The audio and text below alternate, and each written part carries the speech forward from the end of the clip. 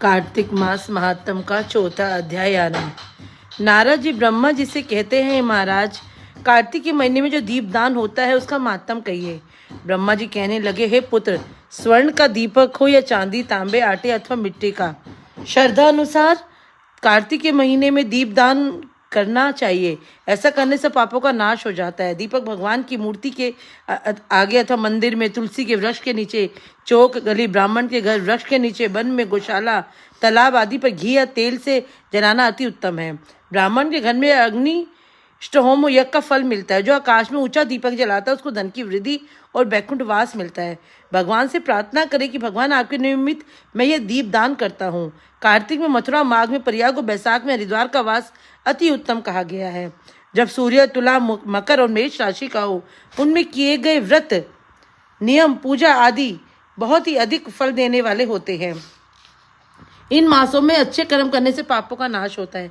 जैसे सूर्योदय से अंधकार, वज्र से पर्वत, गरुड़ के भय से सर्प, पवन से मेघ, ज्ञान से दुख, सिंह के भय से मृग, वैसे ही मथुरा के दर्शन से पाप भाग जाते हैं। कार्तिक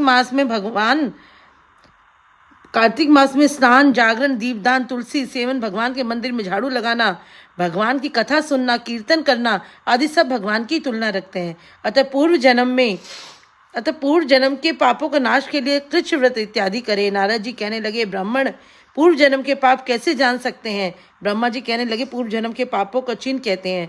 ब्रह्म हत्यारा, क्षय रोगी, गुरु स्त्रीगामी, कुष्ठ, स्वर्ण की चोरी करने वाले के नाखून खराब होते हैं, मद पीने वाले के दांत खराब होते हैं। ऐसे पूर्व जन्म के पाप चिन्हों से पहचाना जाता है। सो दान, तपस्या, कृच्छ वृत्तादि से निवारण होते हैं। अब कृच्छ वृत्तादि करते एक समय खाने से बाद कृच्छ 3 दिन सायकाल और 3 दिन प्रातःकाल भोजन करने से अतिकृत सायकाल में 22 ग्रास और प्रातःकाल में 26 तथा 24 ग्रास खाने से भी अतिकृत व्रत कहा गया है। 3 दिन तक रोज खावें, 3 दिन का उपवास करें, यह भी अतिकृत होता है। सायकाल में 1 ग्रास और प्रातःकाल में 1 ग्रास, 2 दिन बिना मांगा हुआ तथा 2 दिन भोजन नहीं करना, यह कृच्छाद व्रत कहलाता है। 21 दिन तक केवल दूध या पानी पीकर ही रहे, यह कृच्छादि कृच्छ है। 12 दिन तक उपवास करना पराग व्रत कहलाता है। 4 दिन तक कुछ नहीं खाना, फिर सत्तू खाना, ये छाछ पीना और कपड़ा दक्षिणा देना सौम्य कुछ कृच्छ है। इस प्रकार 12 दिन तक कहना द्वादशाहक होता है।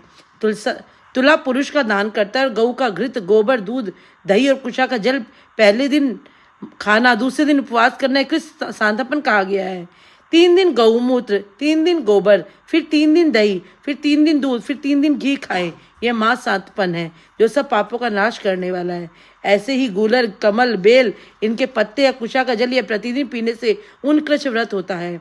और 3 दिन व्रत करके पहले लिखी वस्तु का काढ़ा होवे तो पूर्ण कच्छ व्रत होता है।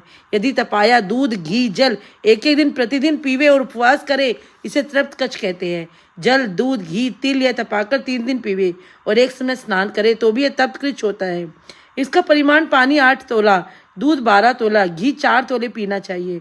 और कार्तिक शुक्ला चतुर्दशी को भगवान का पूजन करना चाहिए एवं उपवास करके इस रात्रि को जल में स्थित होते से जल कृच्छ व्रत होता है, जिसे करने से वैकुंठ प्राप्त होता है। कार्तिक सुदी सप्तमी को घी खावें, फिर एकादशी को उपवास करें, दशमी को घी खाएं, फिर एकादशी को उपवास करें। ऐसा पता मैं कृच्छ व्रत करके दिन में विष्णु भगवान की पूजा करें, वह तीनों लोगों में पूजित होकर वैकुंठ लोक में जाता है। कार्तिक सुदी छठ में 3 दिन केवल दूध पीवें, फिर नौमी में 3 दिन उपवास करें। यह महेंद्र कृच्छ व्रत करने से दुर्लभ वैकुंठ को प्राप्त होता है। 3 दिन तक अन्न खाएं, फिर 3 दिन तक उपवास करें। भीषण पंचम व्रत तक करता है और यह वैष्णव कृच्छ व्रत होता है। जो मनुष्य प्रतिप्रदा से 5 दिन तक केवल दूध पीकर रहे, फिर 5 दिन तक दही खाए, काशी द्वादशी का भगवान का पूजन करे, वह भास्कर कृच्छ व्रत होता है। उसमें श्वेत द्वीप का वास मिलता है। तो शुक्ल पक्ष की प्रतिपदा से 1 ग्रास बढ़ाना और कृष्ण पक्ष में 1 कम करना, अमावस्या को कुछ ना खाना, यह चांद्रायण व्रत की विधि है। 1 ग्रास 2 तोले का या जितना मुंह में अच्छी तरह आ जाए। कृष्ण पक्ष के आदि के 3-14 वर्ष 5 ग्रास 5 आदि के 3-14 5 ग्रास भोजन करके किसी प्रकार के एक पक्ष में 240 ग्रास पूरे करें, यह भी चांद्रायण व्रत है। यदि 8-8 ग्रास प्रतिदिन दिन के 12 बजे खाएं तो यह चांद्रायण व्रत कहलाता है। गौ के 4 स्तनों का दूध 7 दिन, फिर 7 दिन 3 स्तनों का, फिर 7 दिनों तक 2 स्तनों, फिर 6 दिन तक 1 स्तन का दूध पीवे। 3 दिन तक पवन भक्षण करें। यह सोमाया नामक व्रत सब पापों का नाश करने वाला होता है। गेहूं चावल की कांजी, दूध, दही, घी पानी पंचगव्य में सब चीजें नियम से कार्तिक के महीने में खावें। यह साप्ताहिक ऋचव्रत करने वाला विष्णु लोक को प्राप्त होता है। पलाश बेल गूलर इनका काढ़ा उठाया हुआ दूध पीवे, काशी व्रत रखे और द्वादशी को पालन करे, उसका भी बैकुंठ धाम होता है। जो मनुष्य कार्तिक सुदी सप्तमी अष्टमी नवमी दसवीं को जल कमल के नाल के भीतर का डोरा वेद के पत्ते कमल इनको खावे और एकादशी का उपवास करे तो ये लक्ष्मी व्रत होता है। इसका करने वाला भगवान का शिष्य वैष्णव गति को प्राप्त होता है। प्रातःकाल चार और सायकाल में प्रतिदिन खावे और ये शिव चंद्रायण व्रत होता है। कार्तिक सुदी चतुर्दशी विधिपूर्वक ब्राह्मण कुछ व्रत और गारिक पूजन करना चाहिए, जिसकी विधि कहते हैं सो गौमूत्र गोबर गौ दूध गौ धृत कुशा कजल सब मिलाकर पंचगव्य अथवा ब्राह्म क्रूर होता है तथा लाल गऊ का मूलरत्न, सफेद गोर का दूध, नीली गऊ का दही, काली गऊ का घी, यदि ऐसा ना मिले दूसरी तरह का यह पंचगव्य होता है। प्रमाण गौमूत्र 8 मासे, गोबर 10 मासे, दूध 12 मासे, दही 10 मासे और घी 10 मासे और कुशा कजल 4 मासे। गायत्री पढ़कर गौमूत्र लेना, गंध द्वारा पढ़कर गोबर व पृथ्वी पढ़कर दूध दही करावणों पढ़कर दही तेजस्वी शुक्र मसी पढ़कर घी देवस्याहम ताहम यह मंत्र पढ़कर कुशा का जल देना चाहिए। इनको कुशा के पत्रों से उठाकर विधिवत हवन करें और वेद के इन मंत्रों की आहुति देवें।